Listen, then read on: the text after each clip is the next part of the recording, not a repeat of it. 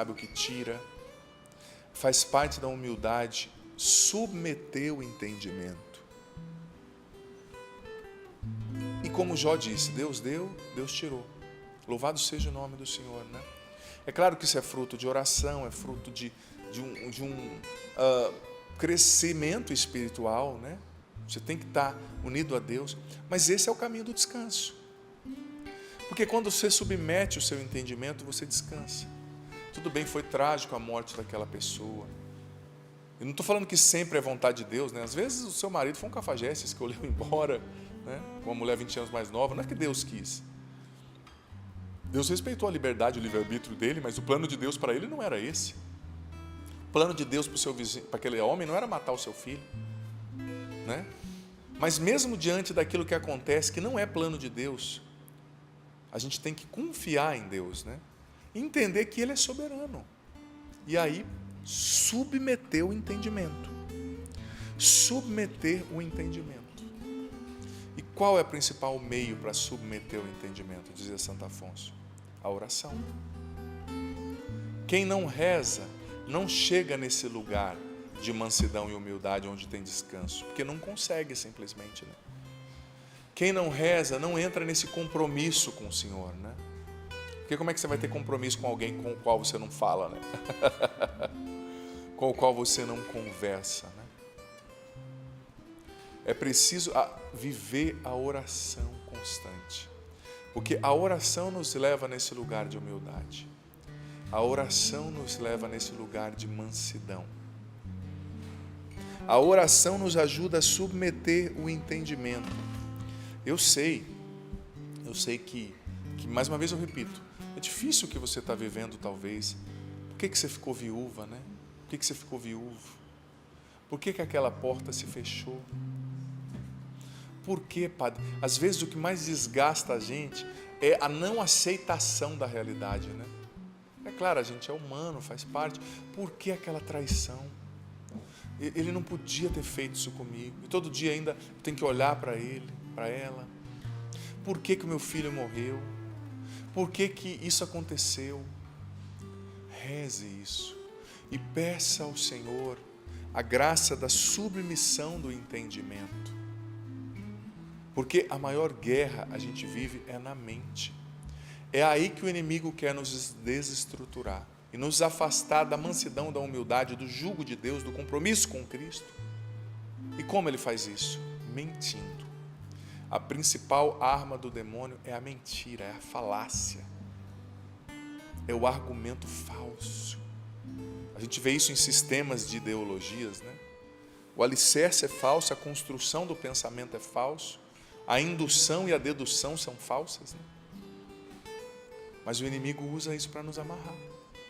Então, na sua mente, muitas vezes tem uma guerra acontecendo, né? Não, Deus não me ama, por isso que isso aconteceu. É o que diz a voz do mal. Deus não me ama, eu não sou bom o bastante, eu não sou bonito o bastante, eu não sou especial o bastante. Basta, é mentira isso, filho, filha. Deus te ama e você é escolhido sim, mas as almas escolhidas também passam pela purificação. As almas escolhidas, afinal, aliás, dizia São Padre Pio que um sinal de predileção de Deus sobre uma alma é a cruz que ela carrega. Aos seus amigos, Jesus lhes dá a graça de participarem da sua redenção, assumindo uma parte no sacrifício redentor. Então a sua cruz não veio para te destruir, ela veio para te salvar. Carrega essa cruz, abraça essa cruz. Ela é importante para o seu processo de crescimento humano, profissional e sobretudo espiritual. Sem cruz não há salvação. Carregue a cruz de negar a si mesmo todos os dias, a cruz de lutar pela santidade, dizer não às sugestões do mal, do pecado. Só os humildes carregam a cruz, só os humildes submetem o entendimento, só os humildes se deixam conduzir, só os humildes vencem o amor próprio desordenado, só os humildes conseguem descansar. Porque quando você é humilde e manso, você consegue reconhecer que tem alguém maior cuidando de você, né? Que tem alguém maior cuidando de você. É como aquela história simples, mas que ilustra bem isso, tinha uma pessoa que tinha uma menininha, acho que de uns 2 anos e meio ali, 3 anos, e a menina ficava sempre brincando, o pai no escritório trabalhando, tinha um corredorzinho que ia chegava até a sala dos brinquedos, né? E a criança ficava sempre ali brincando, sempre olhando para o pai, brincando, olhando para o pai, brincando, olhando para o pai. Que a menininha tinha muito medo de ficar sozinha, né? Muito, não gostava. Ficar assim, sem ninguém olhando. É normal criança, né? Que é sempre a atenção dos pais, né? Os pais aqui que o digam. E esse rapaz trabalhando em reuniões e tanta coisa ali pela internet, muita gente trabalha hoje em casa, né? Pela internet. E diz que num determinado momento, veio um vento muito forte e trancou a porta onde a menininha estava. E era um quarto não muito grande, o quarto dos brinquedinhos ali, né? Janela fechada, tudo sufocado. Só que o pai não viu, por causa do trabalho, reuniões, tal. Estava com fone por causa da reunião, né? E trancou.